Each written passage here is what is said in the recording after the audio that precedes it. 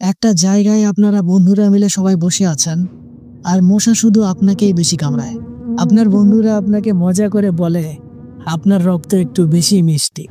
এই মিষ্টি রক্তের ধারণাটি পুরোপুরি ভুল। এতগুলো লোকের মাঝে মশা আপনাকে বেছে নেয়, এর কয়েকটা বৈজ্ঞানিক কারণ রয়েছে। চলুন আসল কারণ দেখে আসি। মশারা প্রায় 100 ফুট দূর থেকে তাদের শিকারকে চিহ্নিত করে।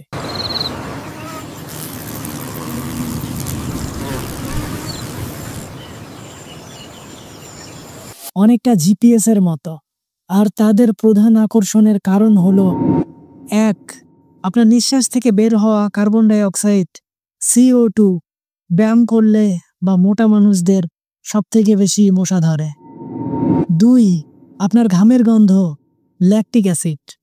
3. আপনার শরীরের তাপমাত্রা।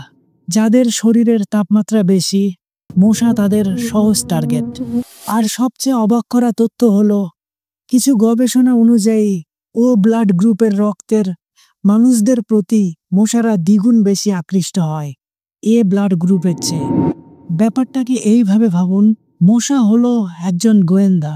সে প্রথমে কার্বন ডাই অক্সাইডের গন্ধ শুকে ঘটনাস্থলে পৌঁছায়, তারপরে শরীরের তাপমাত্রা এবং ঘামের গন্ধ দিয়ে নির্দিষ্ট টার্গেটকে লক করে ফেলে।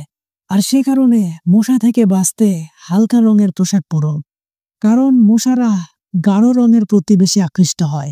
আর বর্ষাকালে বাড়ির আশেপাশে জমে থাকা পানি পরিষ্কার করে ডেঙ্গু জীবাণু বহনকারী অ্যাডিস মশা জন্ম রোধ করুন। ডেঙ্গু প্রতিরোধে আপনার নেওয়া পদক্ষেপটি কি? কমেন্টে জানান এবং জরুরি তথ্যটি শেয়ার করে সবাইকে সচেতন করুন।